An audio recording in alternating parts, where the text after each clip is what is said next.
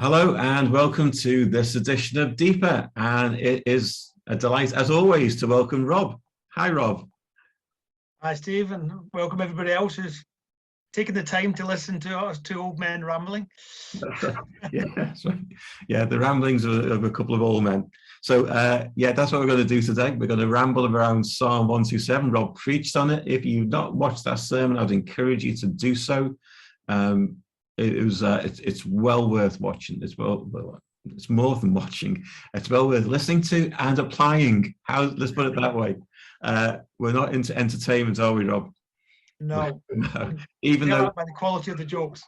yeah, I haven't checked yet to see if they cut out that joke. I'll have to go and check now. For those who I did check, Steve, and they didn't cut it out. They didn't. No. Have they not? Oh, great. Okay. It's well worth it for the worst joke in the world right at the beginning. Okay. So do please watch it. So why don't you read Psalm 127, press pause, read the passage, maybe read it in a couple of versions, read it slowly, allow the words to sink into your soul, and then restart. Okay, then, so we're going to go through this psalm verse by verse. And I don't think we need to kind of recount what this whole kind of series of psalms is about. We've done it pretty much every week. And this is the last week that we're doing on the Psalms in a sense. If you want to know what these Psalms are about, go back to the first one we did and watch that. So Psalm 1, Rob, why don't you, Psalm 127, verse 1, why don't you start off? What do you see here in this verse? For me, in this verse, I think, it's not that complicated, but there's two parts to it. It's that, unless the Lord builds the house, the builders labor in vain. And then he gives another analogy in the second half. It's saying the same thing, but it's not saying that God only does everything. It says that the laborers labor in vain. Yeah. So that it's not expecting you not to labor.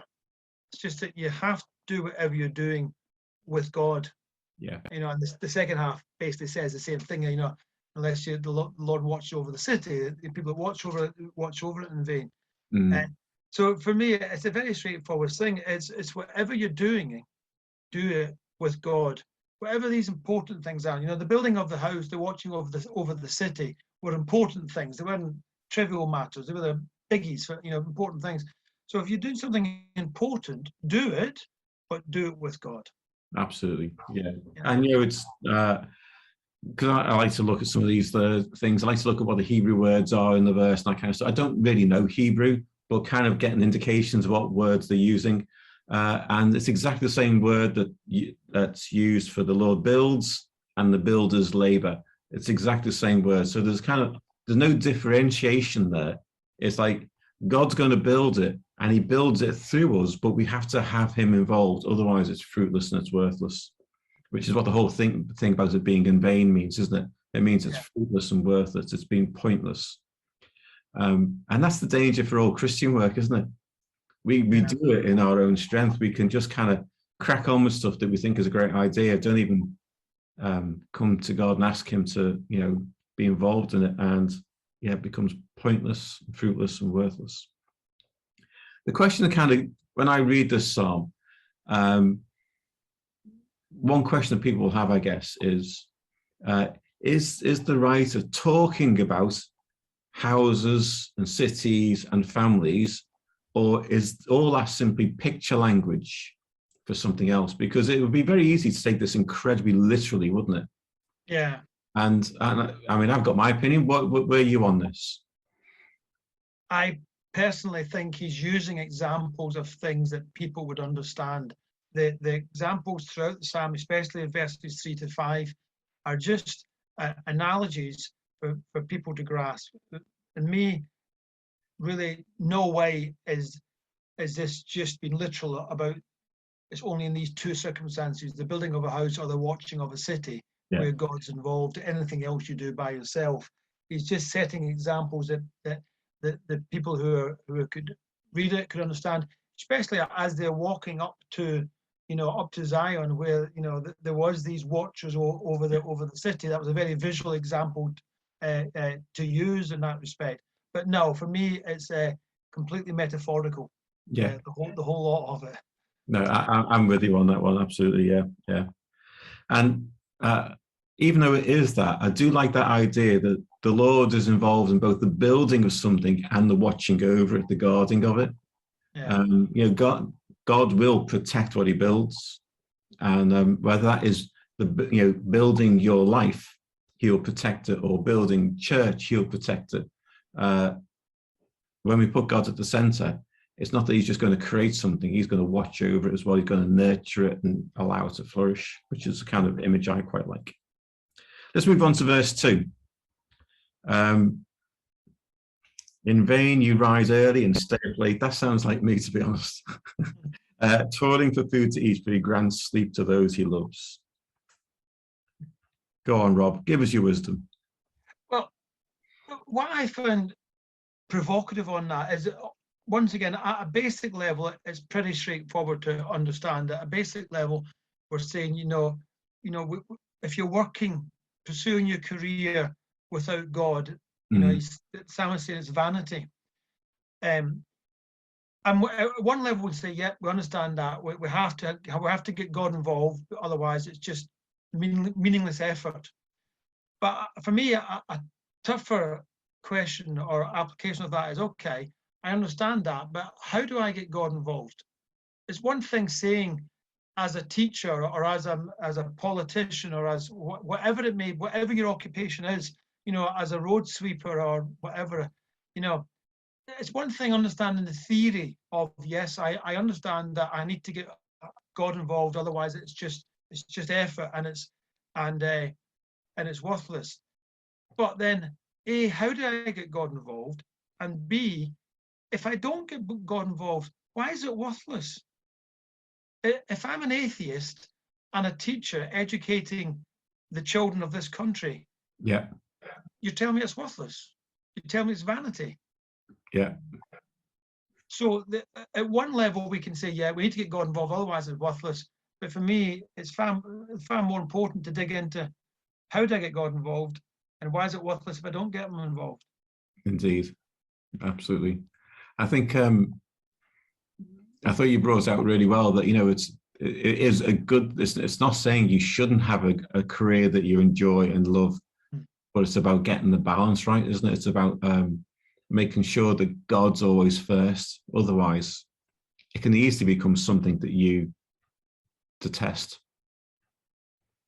One of the things that I like about this verse is, in the NIV, it says, sorry, I'm just looking for it, toiling for food to eat. In other versions, it talks about the bread of sorrows, which is a really kind of graphic way of talking about it. But the idea there is kind of grieving and longing for something, something basic like food, which is actually a necessity for life. But even if you're seeking the necessities of life without God, it can become fruitless and vanity. And I think the whole thing here is just putting God right at the center of absolutely everything we do. Well, that's what I mean. When I was thinking about this, just to clarify my own question, it wasn't that what you're doing is worthless. It's what it gives to you is worthless. So, i.e., if you are teaching children, there's value in that, whether you're a Christian or not. We're not trying to say if you're not a Christian, you can't be a good teacher. There's value in that. But the value to you about giving you food, giving you satisfaction, if you're trying to get your satisfaction from it without God, that's where it's vanity. That's where it's empty. Yeah. I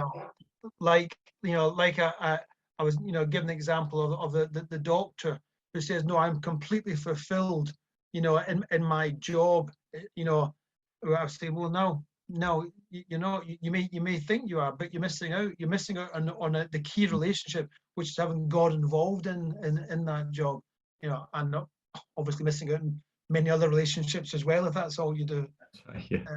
Yeah. But so just that God is not saying it, or the psalmist is not saying that there's nothing of value in what you are doing. they're saying, you know, that the self value, trying to get self-worth or self-esteem from doing that is a valueless task, is a task of vanity if God's not involved in it. Absolutely. And I like how this verse ends in the NIV. It says, for he grants sleep to those he loves. And of course, if you are anxious about something, if you're worried about something, if you're striving for something, sleep isn't always easy. For those who know that God's involved in their life, in every aspect of their life, that comes with peace. Yeah. You know, the kind of the natural consequence of that is peace, and with peace comes rest. And I think there's just a beautiful little ending to that verse. And then verse 3, 4, and 5 kind of takes a bit of a shift, doesn't it? Yeah, but it does. Well, I say it kind of gives you the 3, 4, and 5 to me expand on the concept that is planted in verse 2. It's, you know, as I mentioned in the sermon, in isolation, that they can be a bit confusing and start skewing your understanding of children and you know, God's blessing and such like. And the church has done a really bad job because of misunderstanding these verses, having a downer on people who are single or people who are married without children. They take these verses to say, you know, that you're cursed by God and such like, which is, I believe, a misappropriation of these verses. That's right. And but it was a common idea within a lot of Old Testament thought, wasn't it? That the children were a reward, a blessing, and they are a blessing, kind of. They'll can't believe he said that. Come on. Hang balance trial, put it that way. But you know, things like, you know, Hannah, who's in the temple longing for a child, longing for a son, and we see it at other points as well, that there was a sense in which children were a blessing, and to some extent, in that context, they were more. I mean, we call about kids a blessing now because they give us joy. For someone in that time, that kids were your pension. Yeah. You know, and your physical security to get to pension age. That's right. Maybe 35, 40 at that point in time. Yeah, exactly. So without kids, your future never looked great. You're always going to be isolated, perhaps. You were going to struggle. It was kids who enabled you to have some level of security and protection as you grew older. So you can see where that idea comes from. Yeah. But it's not.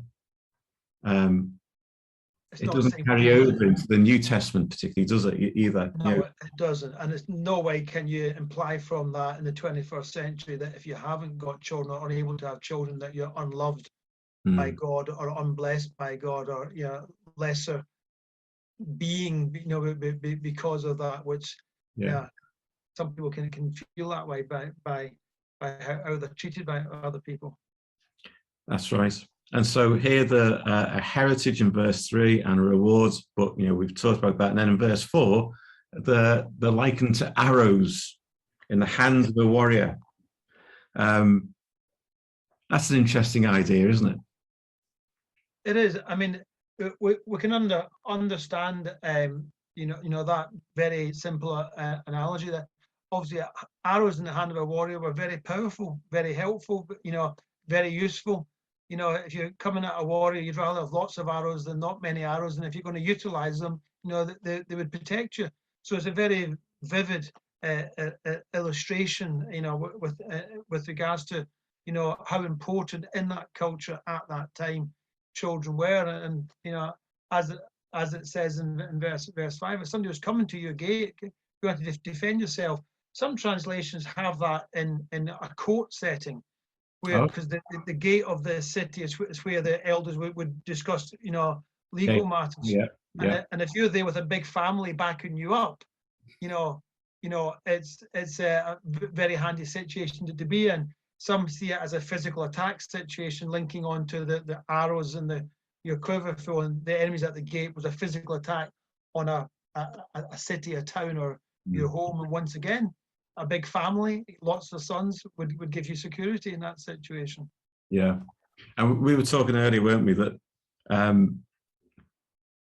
So, I mean, you were talking about how you read somewhere that someone had kind of read into this, like an arrow is, needs a lot of time to make and needs to be, finely sharpened. And then with an arrow, you set it off into the distance. And that's just like children. That's what we, and you had an opinion on that, which I share. So do you want to just share that? Yeah, I mean, it's a lovely analogy that the person had done, and it's a powerful analogy of how, in modern life as parents, we shape our children, we put in time and effort and money into shaping our children, and then we have to fire them off into the world to go and fulfill their purpose, which is correct. That's what we do now. But it wasn't what they did at the time of the writing of this. Children were not fired off into the world to go and have their own adventures and go and plot their own careers in some far distant place. They stayed at home. They were part of the family business, part of the security, as you mentioned, the old age pension for the parents, the family business, and all that kind of stuff. So although it's a lovely analogy, it was categorically not what the writer of the psalm had in mind when he wrote it. And we do have to be careful, but trying to spend time understanding what the writer was trying to say before we go and apply it in all different wonderful ways. Yeah, and I was bringing it up because I think one of the things that that we've been trying to do in Deeper is to help people understand the context in which everything that we've looked at is written. Because the danger is if you read something and don't understand it, you simply try and understand it from your own perspective. Yeah. And now, kids do leave home and go off on their adventures, as you say. And you could read that into that passage, but it is entirely wrong. Yes. It's not what the writer's saying, and it doesn't take much to try and find out now because of the internet. If you go to the right places, there's some terrible places to go to, but if you go to the right places, you can get information to help you understand the scriptures in their own context. Yeah, and that's really important in helping us today decipher what God is saying to us today. It always needs some translation, from that context to our context, but it needs that work done. We can't simply read into scripture what we want to see. And what I would say, let me encourage anybody who's listening to this. I was chatting to somebody since my sermon yesterday, and they were saying, how did you have that much knowledge from, and how did you know that the Edinburgh's motto was, Nisi Dominus Frustrata, or Frustra? And I said, I didn't. What do you mean? I said, no. When I started the preparing, I didn't know much about this passage whatsoever. I put in a bit of time and effort to study it and find out the information. And guess what? As Steve just said, you can do that too. Well, we're not geniuses myself. Well, I'm not a genius. I'll let Steve speak for himself. But what he does is, if you look behind his head and look behind my head, we read lots of books on different things, and even just parts of them, and you get the information, or you go online and it's at your fingertips. Mm-hmm. So, right. But we need to encourage you to put the effort in. Yeah, it all needs that effort. And what the context here is talking about is really about God's provision for our, in terms of us not having to constantly work for stuff ourselves, but he will always come in and help us build. So like when it talks about sons and children, the Hebrew word is actually related to the word build, which is interesting. It's a pun. I saw that. Yeah. Yeah. And that to me is fascinating because you are building something, but unless the Lord builds it, it's in vain. And we need to keep that in mind when we're reading these verses. What God's saying is, you can't do anything. If children are simply a gift from God, then even that you cannot control yourself. Yeah. And so, it is all down to him. So anything else you want to say about those verses, Rob? Well, I say, just the simple summary that I gave was that, these verses are saying your security comes from God, or your security should come from. If you're trying to gain your security from elsewhere, then you're going to struggle. Your security for us needs to come from a relationship with God. Absolutely. Which is an interesting challenge for us, isn't it? Which I'm sure we'll have that as a question in some form at the end. So let's think about what all this means for us today. and we'll go a little bit wider. So we're going to go a little bit wider. I've just shifted my position because the sun was starting to shine in on this beautiful day here in sunny Southport. So Rob, what are the application points that you want to bring out of this psalm? Well, I'll just pick up on what I was saying just before we stop there.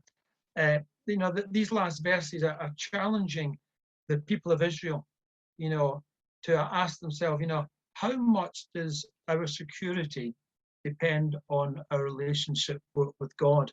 I think it's so easy for me as a 21st century person, man, to look at my home, my job, my career, and definitely, you know, it's so easy for anybody with that kind of setup to put their security in these things. They seem secure.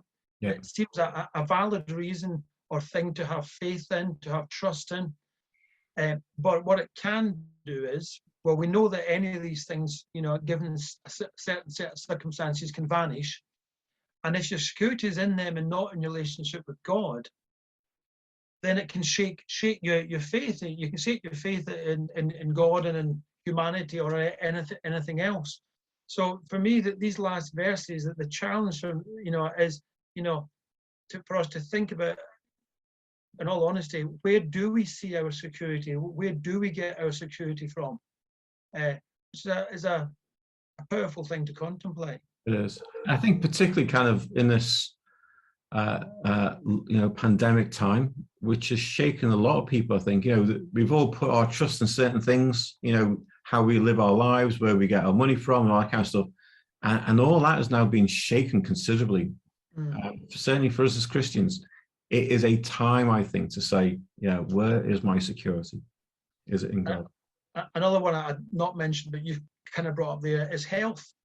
You know, we can take a health for granted, and we can assume, you know, we take a lot of security in having good health and that kind of stuff. And suddenly, whatever reason your health goes, be it COVID or anything else, and once again, you know, that foundation, you know, plank is pulled away. Where is your security? Indeed, yeah, indeed.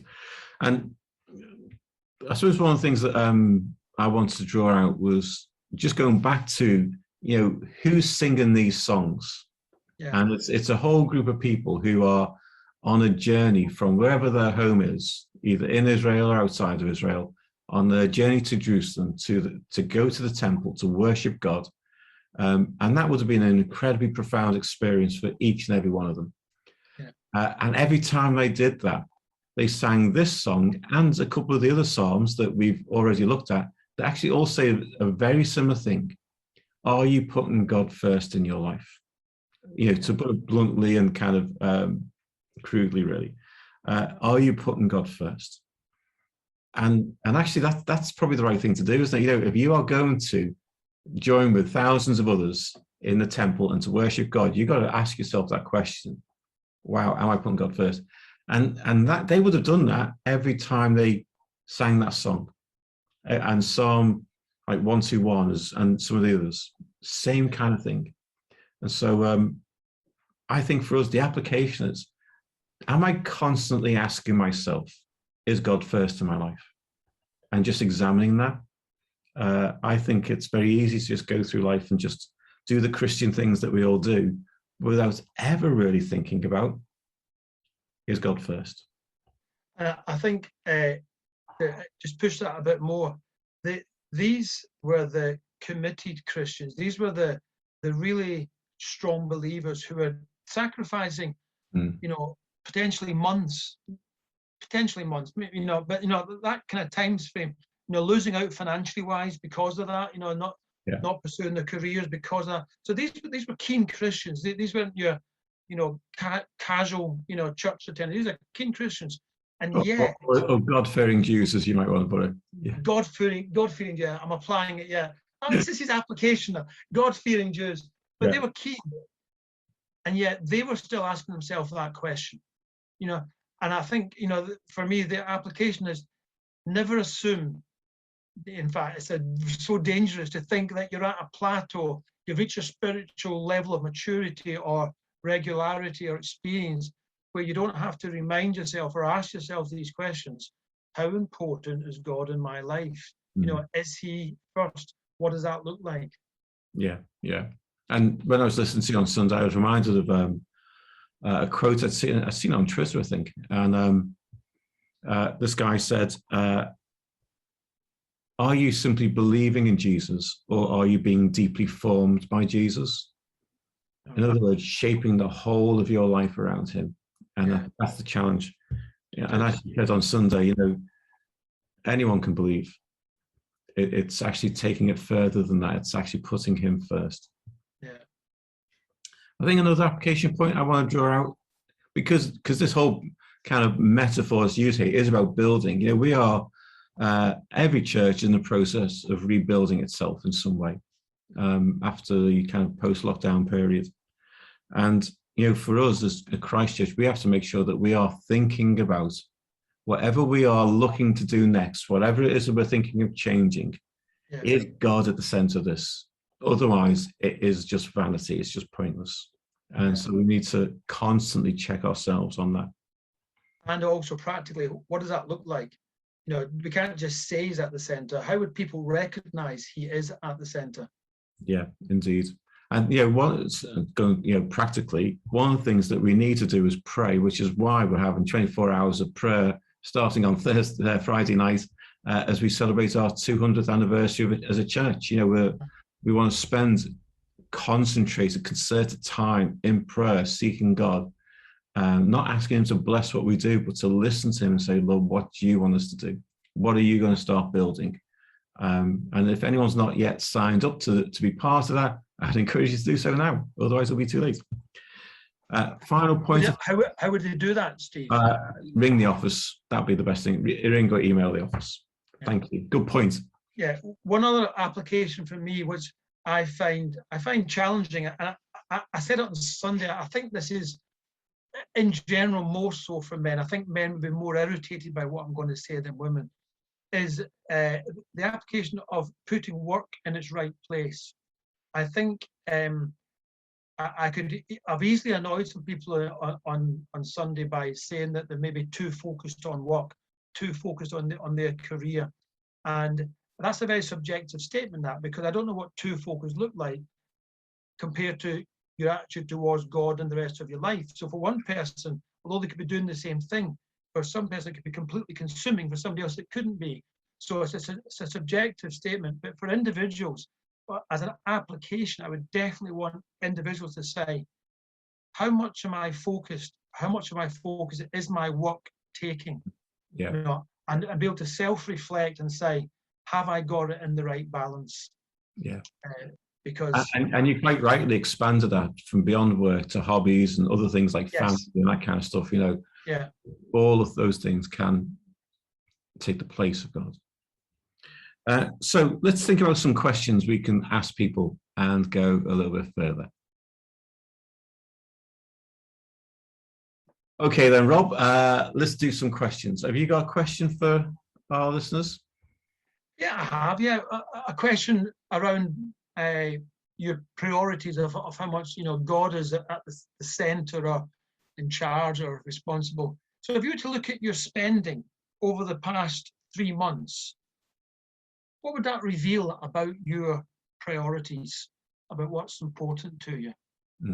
And look a bit deeper into it. You know, you might spend a fortune in going to watch Liverpool, but actually you take a homeless person or a friend every time, you take them out for a meal, but you want to tell them about Jesus.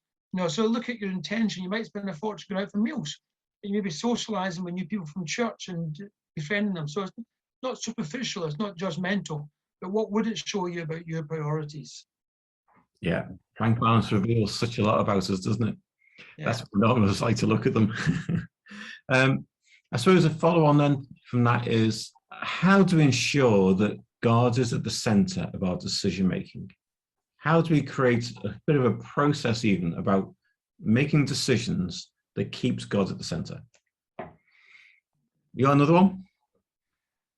Yeah, okay. In a minute, it's a slight follow-on again from that, but question for you is, what would be the signs you can assume that all the churches does is God-centered, but sometimes what churches do can just be activity. And sometimes in our life, what we do can just be activity. So what would be the signs of God-centered activities in church or mission in church?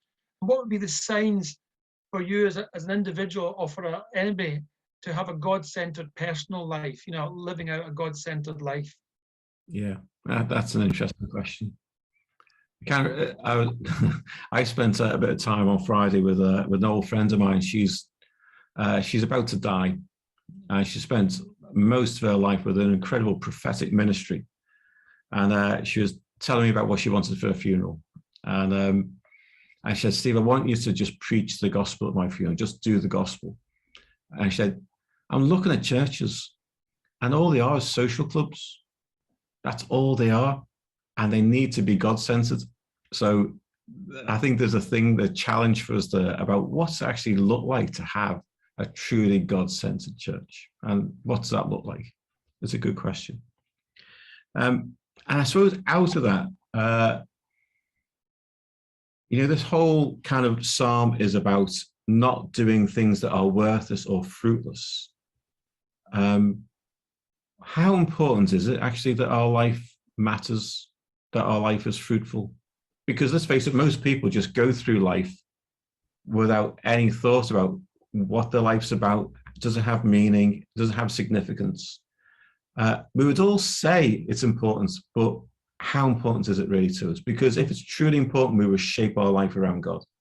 So it's about how important is fruitfulness for us, if that makes any kind of sense to those who are watching this. Rob, thank you. It's always good to chat. Do please join us on Sunday. Sunday is the 200th anniversary of Christchurch.